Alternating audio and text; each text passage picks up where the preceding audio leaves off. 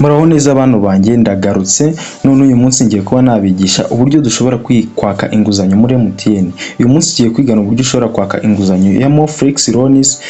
Iyi Moflex Loans ni nshya, ni systeme yo gutanga inguzanyo ku bantu bose ubishaka ndetse ikayitanga nta ngwate bigusabye. Uyu munsi nibyo ngiye kuba nakwigisha. Ushobora guhabwa inguzanyo bitewe no gukoresha serivisi za MTN, ariko uhabwa make cyangwa se uhabwa inguzanyo nkeya ni 2,000 niho bagarukira. Iyi ni inguzanyo rero baguha ukazayungukira amafaranga make mu gihe kingana n'icyumweru, ukwezi, amezi angahe, bitewe n'igihe wazayishyura.